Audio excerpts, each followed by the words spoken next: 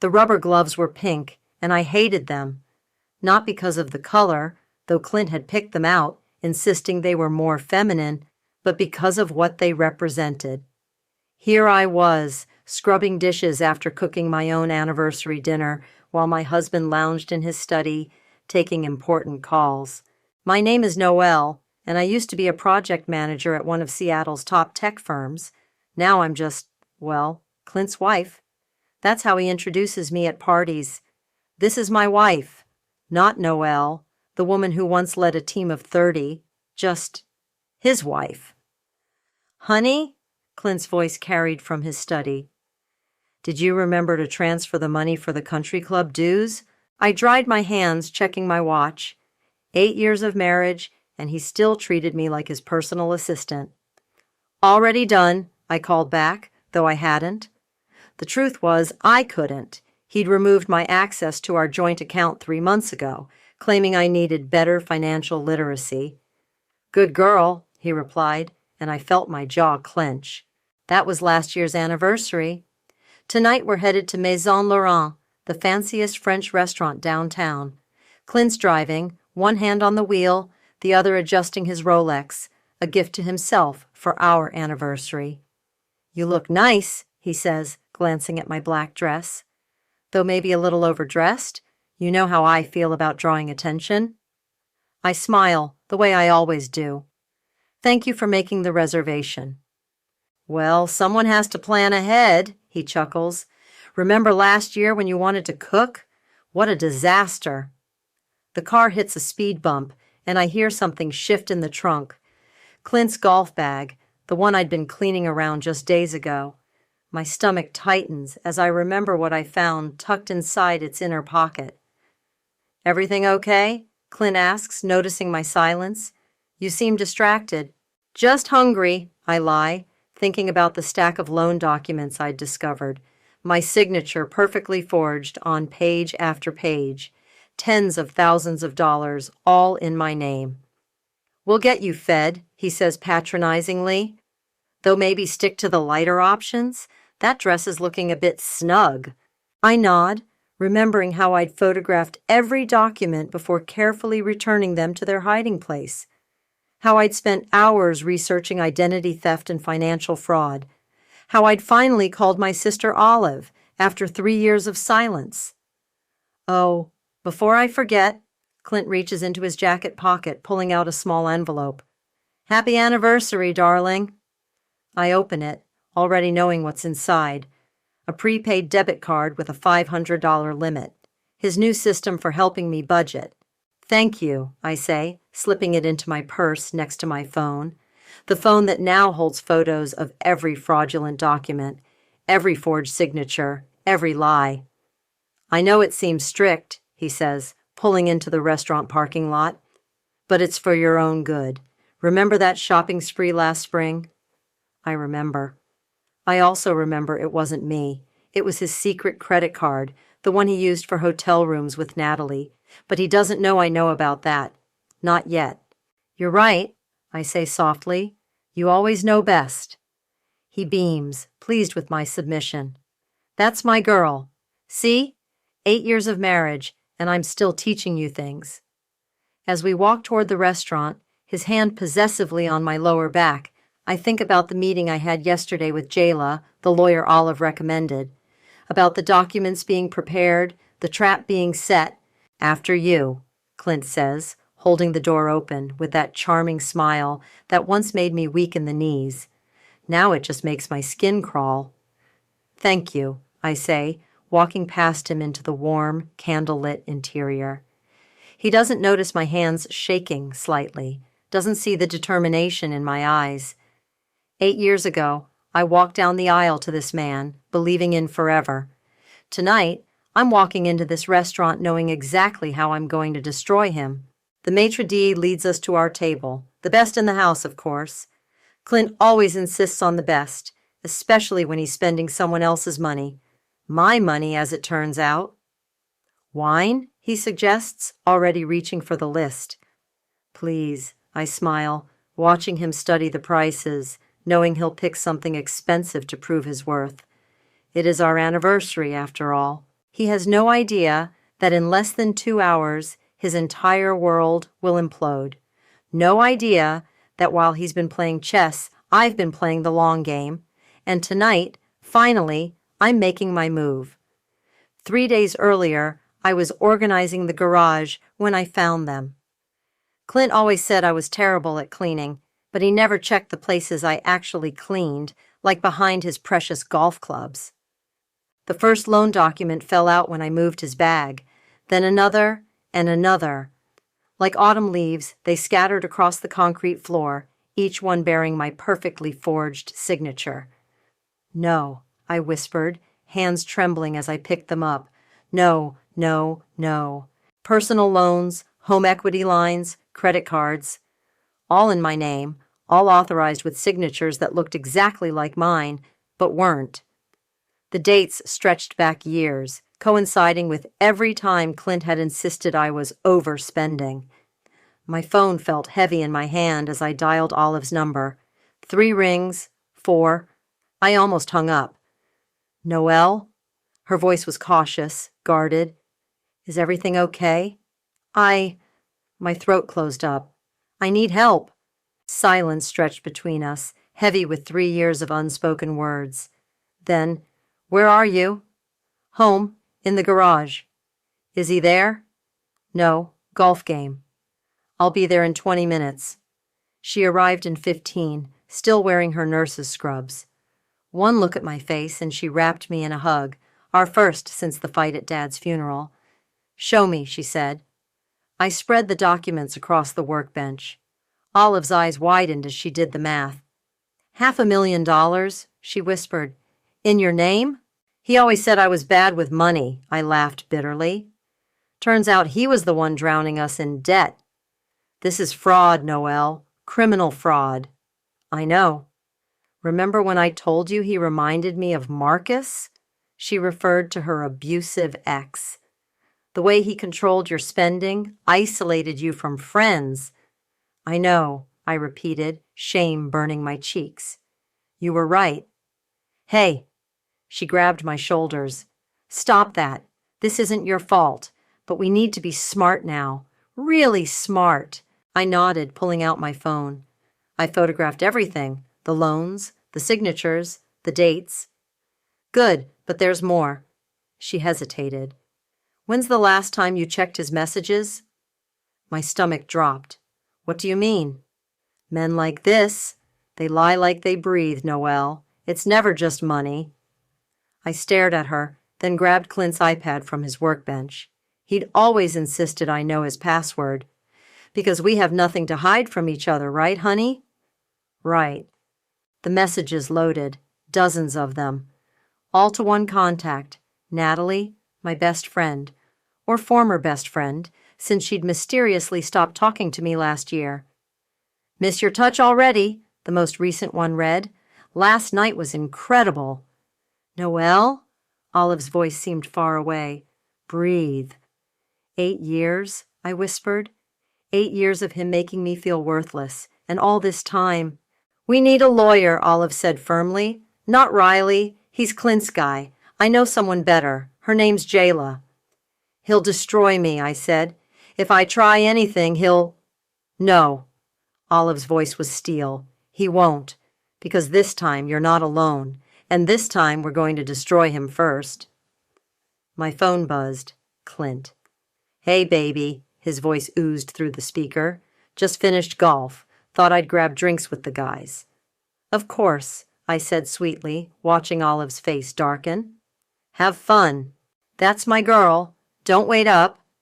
I ended the call, hands steady now. Rage has a way of clearing your mind.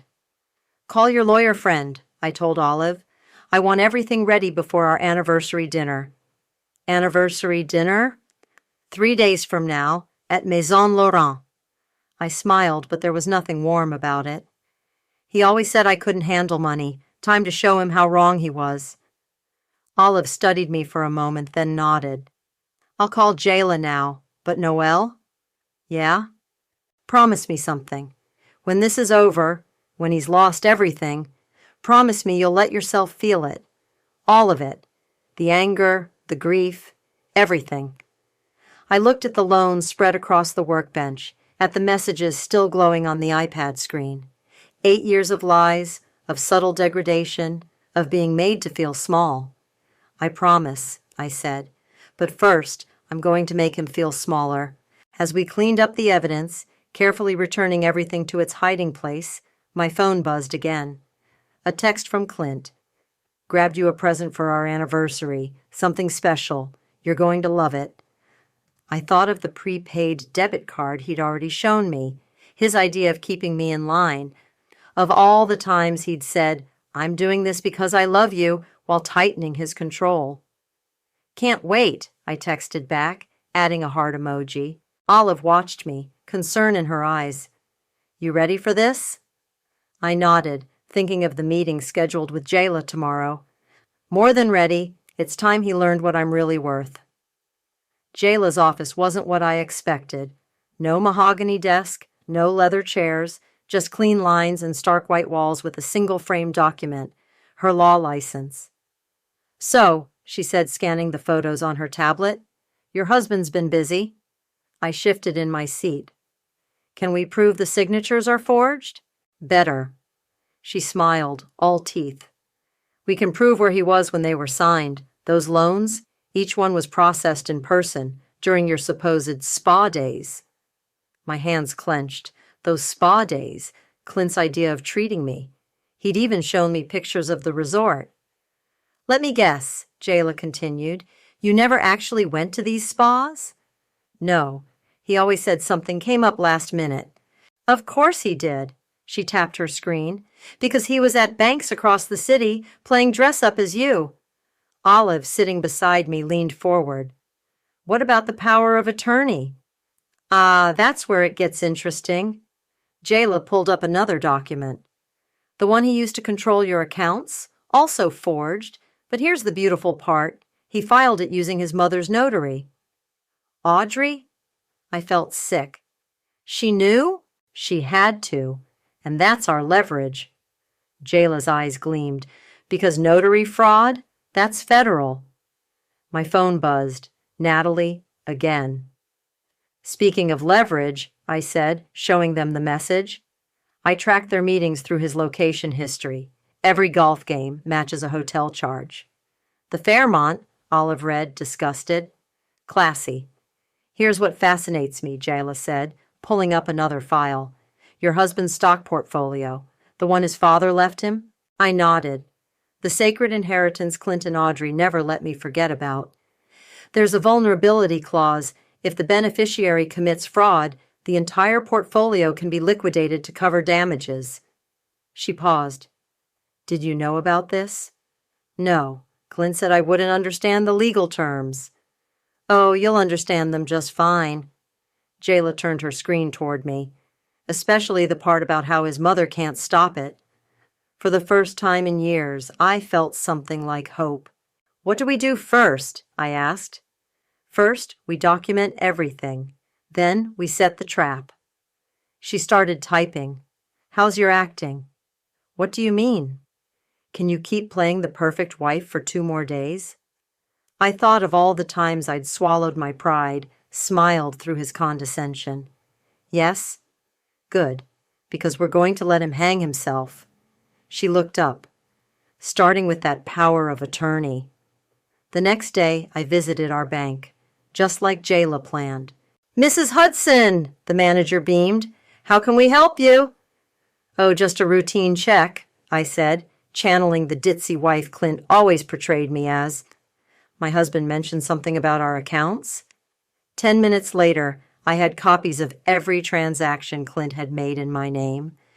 The manager's smile had faded as he reviewed the documents. Mrs. Hudson, he said carefully, some of these authorizations seem irregular. Really? I blinked innocently. I'm sure my husband knows what he's doing. He always says I'm terrible with money. The manager's expression darkened. Perhaps you'd like to speak with our fraud department? Oh no, not today. I stood up, clutching my designer bag, the last gift Clint had given me before deciding I couldn't be trusted with credit cards. But I might come back, with my lawyer. Back in Jayla's office, we reviewed the new evidence. Perfect, she said. The bank's already flagged the transactions. Now about that stock portfolio. Won't Audrey stop us? She can't. Not with this. Jayla produced an old document.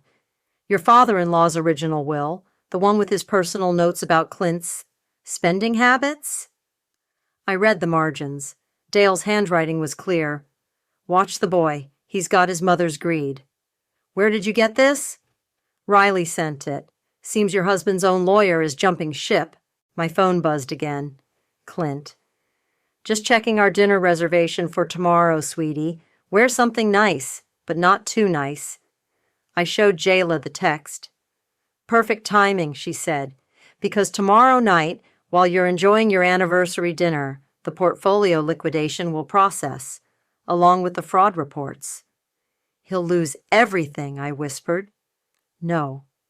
Jayla's voice was firm. He'll lose what he stole.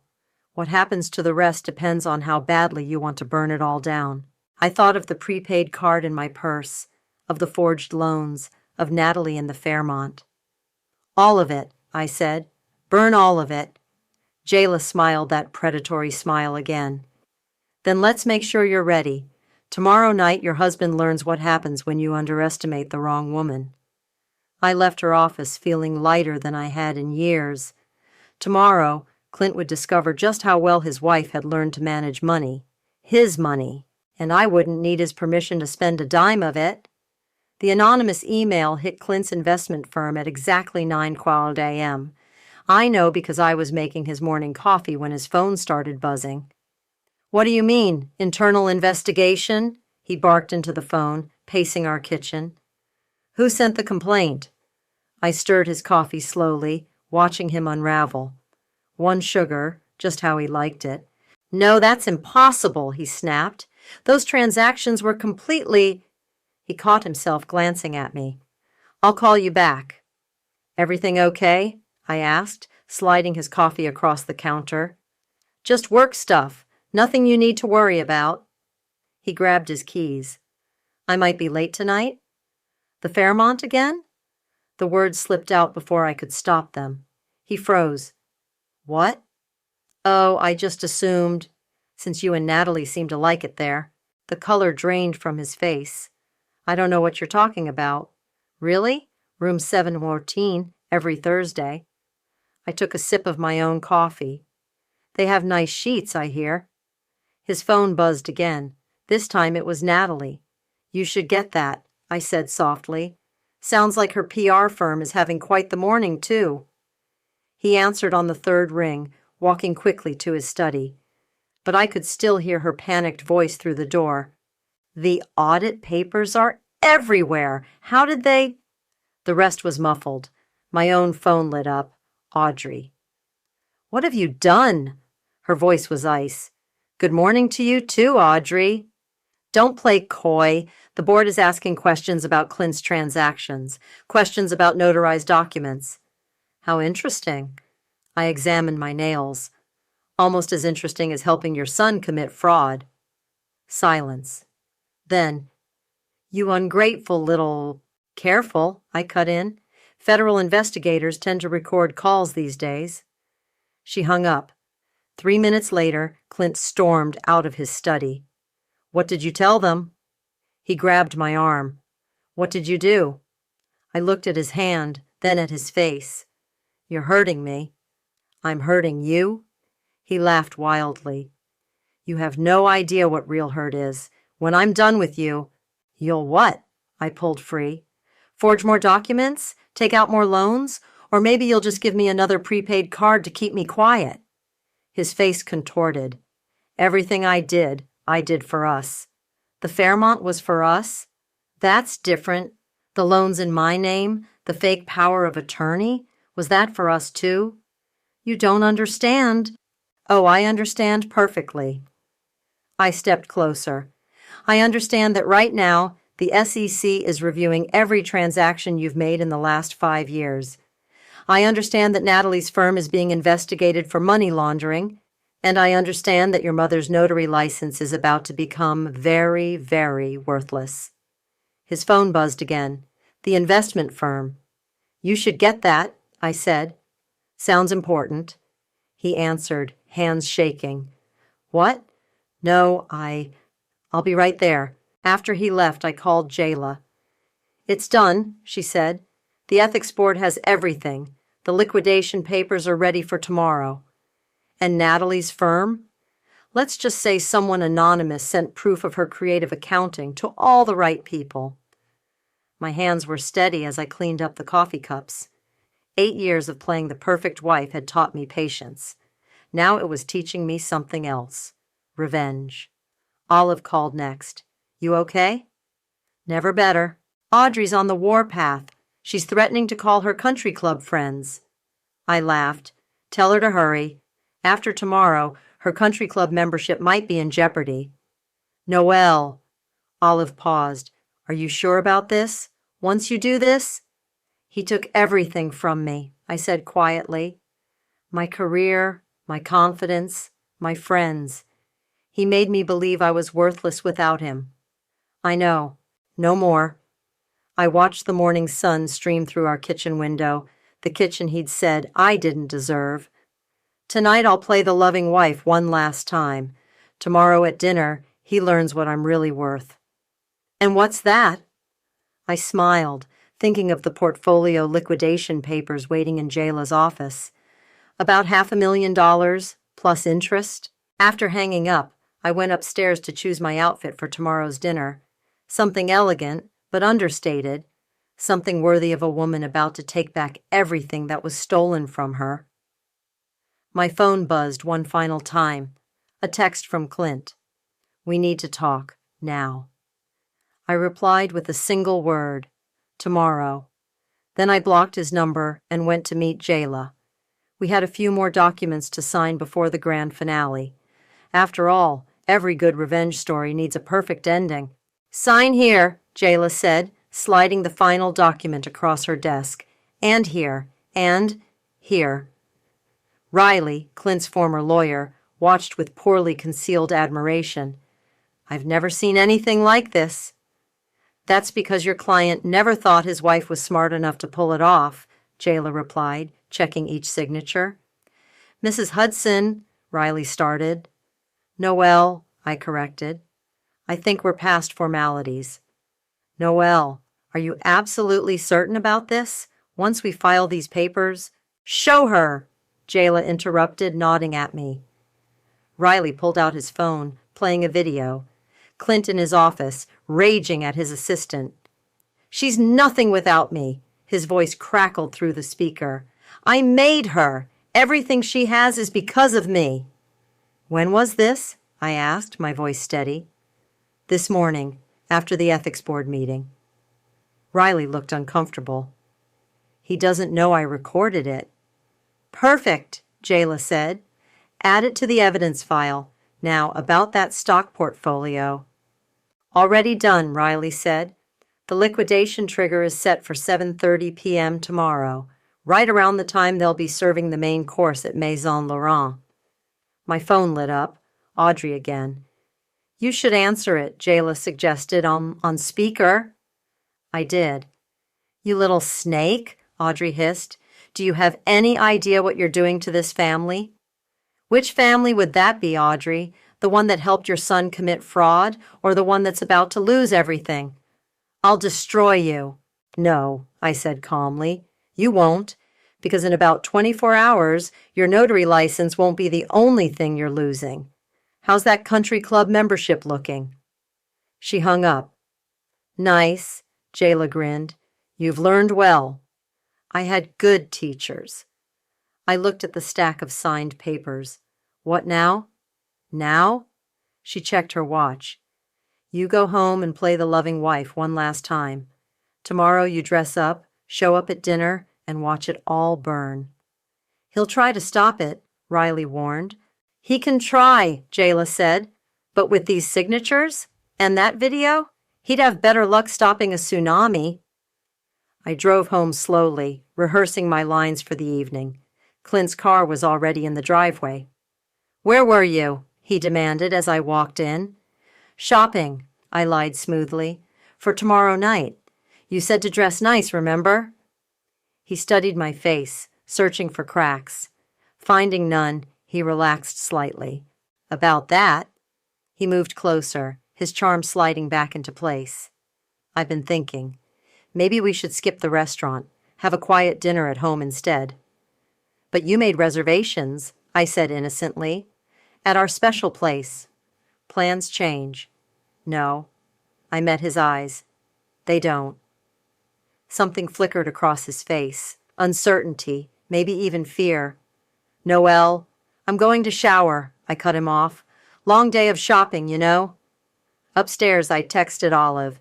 It's done. Papers signed. She replied instantly. You ready for tomorrow?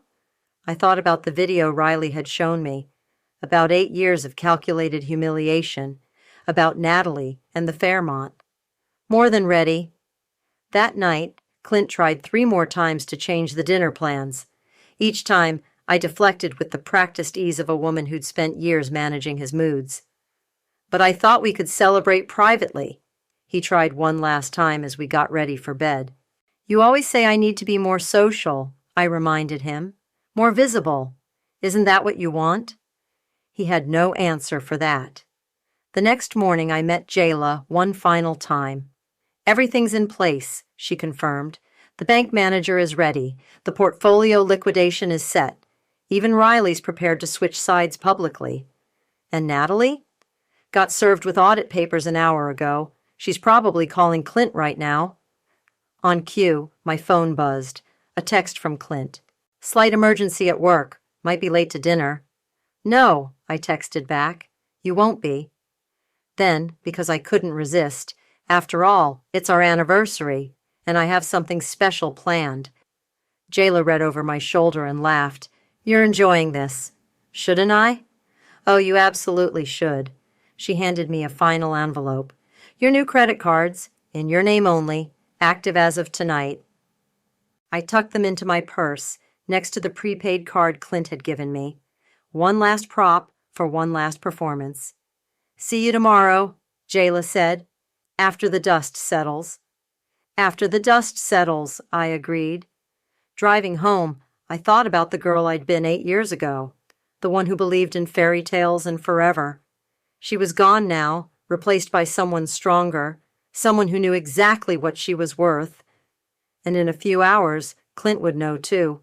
To 8 wonderful years, Clint raised his wine glass, his smile not quite reaching his eyes. And many more. I clinked my glass against his. Many more, I echoed, checking my watch. 7:25 p.m. The waiter appeared with our appetizers. Clint had ordered for both of us, as usual. Scallops for him, a small salad for me, because we need to watch your figure, darling. How's work? I asked innocently. Any more excitement after this morning's emergency? He tensed slightly. Nothing I can't handle. Of course not. I speared a piece of lettuce. You always handle everything so well. 7:28 p.m.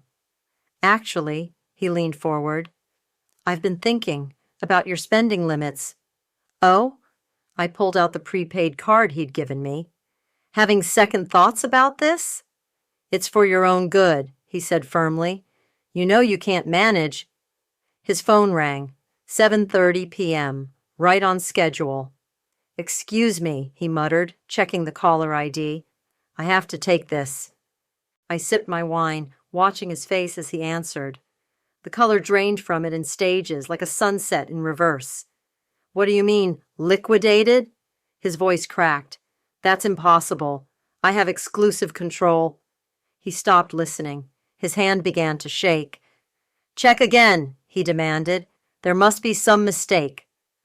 I pulled out my phone, opening my banking app.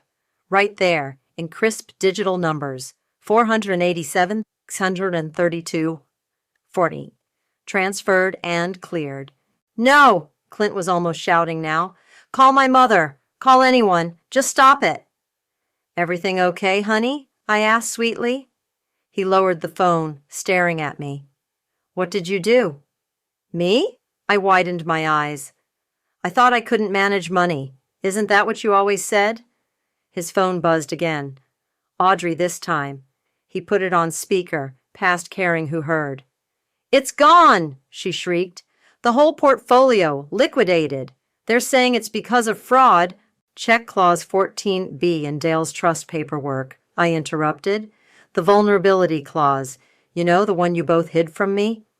Silence on the line. Then, "You bitch." "Careful, Audrey. Your notary license is already suspended. Let's not add witness intimidation to the charges." Clint lunged across the table, grabbing my wrist. "Fix this, now!" "Like you fixed my signature on all those loans?" I pulled free. "Or like you fixed my power of attorney?" His phone buzzed again. Natalie. "Oh, you should get that," I said. "She's probably calling about the audit, or maybe about room 714 at the Fairmont." "You're nothing without me," he hissed. "I made you." "No," I corrected him. "You broke me, and then you were stupid enough to leave me the pieces to rebuild myself." The waiter approached with our entrees, hesitating at the tension. "Everything all right here?" "Perfect," I smiled. "My husband was just leaving." "Noelle." "Oh, and Clint?" I pulled out a manila envelope.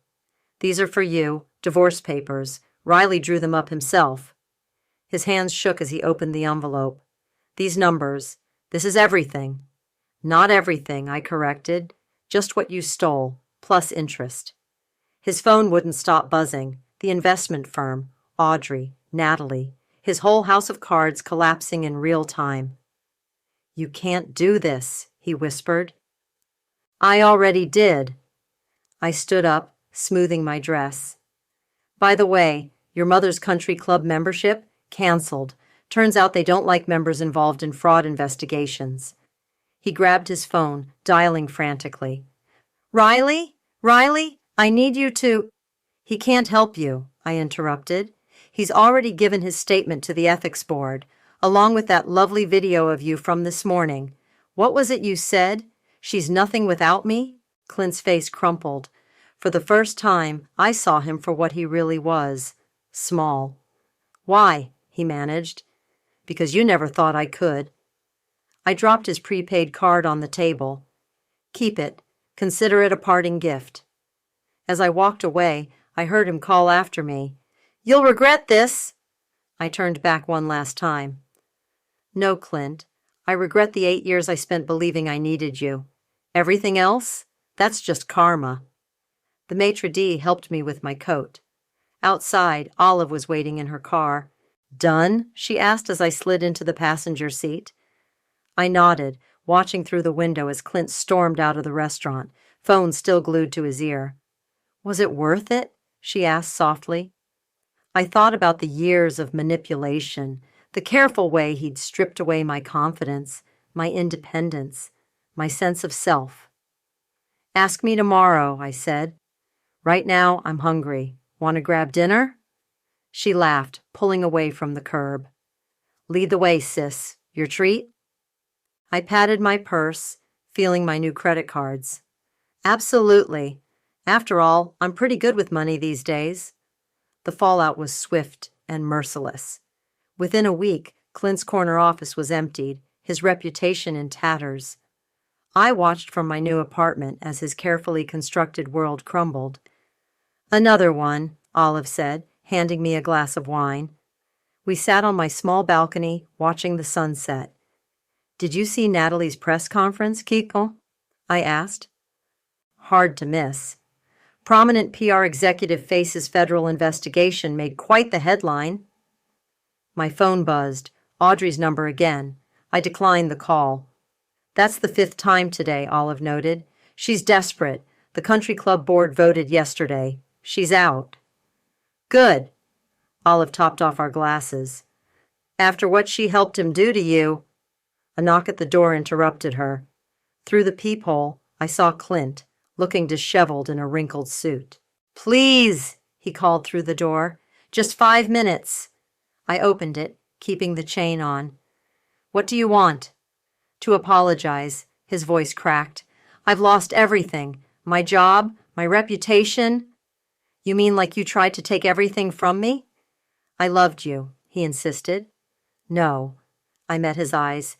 You loved controlling me. Give me another chance. I'll change, I swear. Olive appeared behind me. Leave, Clint, before I call security. He straightened, that familiar sneer returning. Still hiding behind your sister? No, I said calmly. Standing with her. There's a difference, but you wouldn't understand that. You think you've won? He laughed bitterly. You're nothing but a... Careful, Jayla's voice cut in. She stepped out of the elevator, legal papers in hand. Everything you say can be added to the record. Clint backed away. You'll regret this, all of you. The only thing I regret, I called after him, is not doing it sooner. After he left, Jayla handed me the papers. Final divorce terms. He's agreed to everything. Of course he did, Olive smirked. You didn't leave him much choice. Back on the balcony, Jayla joined us with her own glass. I have a proposition for you, Noelle. Oh? Remember those other cases we found?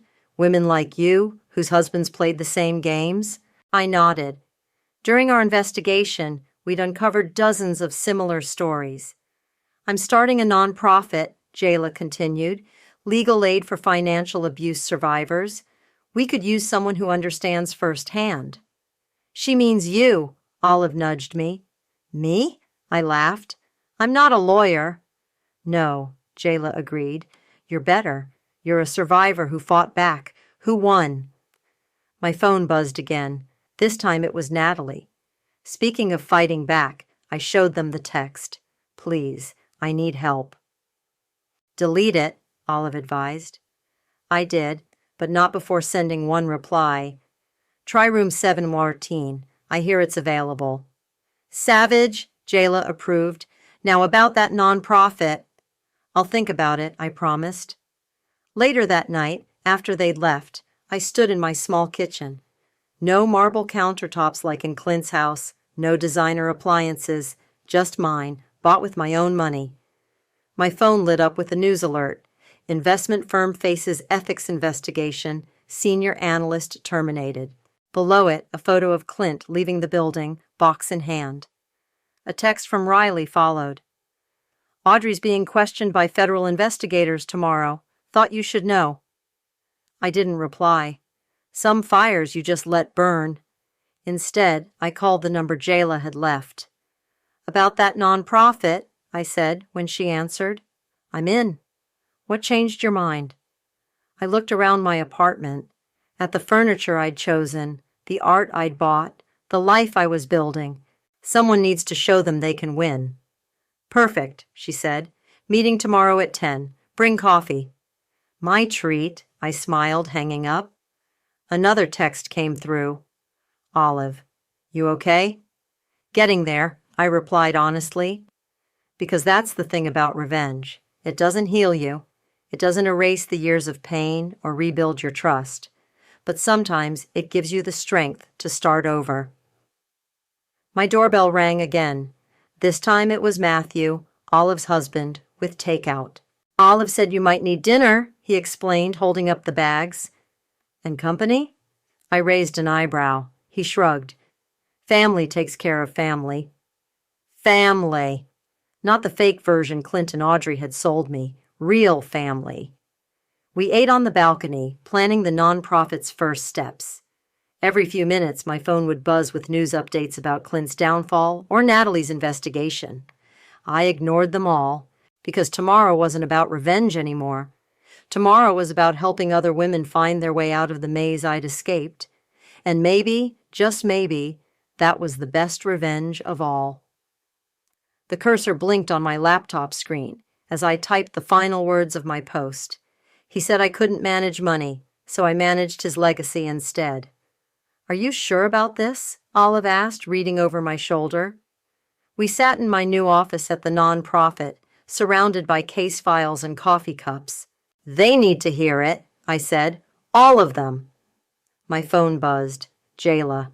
Turn on the news, now. We did. There was Audrey, being led out of her house in handcuffs, reporters swarming. Federal authorities have arrested prominent socialite Audrey Elliott Hudson on charges of conspiracy to commit fraud, the reporter announced. Sources say she assisted in multiple cases of identity theft and financial fraud. Karma's a bitch, Olive muttered. Speaking of karma, I pulled up an email. Look what Riley sent. It was a job listing, Clint's new position, night manager at a budget hotel. The Fairmont it's not, Olive smirked. My office door opened. A woman stood there, clutching her purse, eyes darting nervously. Is this where I can get help? She whispered. I recognized that look. The shame, the fear, the desperate hope. Come in, I said softly. I'm Noelle. Sarah, she replied. My husband. He says I'm bad with money. Of course he does. I gestured to a chair. Tell me everything. As she talked, I heard my own story echoed in hers. The controlled accounts, the mysterious loans, the careful erosion of confidence. I can't prove anything, she finished, wiping her eyes. Yes, you can. I handed her Jayla's card. And we'll help you do it. After she left, clutching our resource packet and Jayla's number, Olive squeezed my shoulder. You're good at this, she said. I had practice. My computer dinged. Another email from Riley. Natalie's firm is officially bankrupt. Federal charges pending. Delete it, Olive suggested. No, I smiled. Save it, for the next woman who thinks she can't win. The door opened again. This time it was Matthew, carrying lunch. Thought you might need fuel, he said. 3 new cases today? 4 now, I corrected.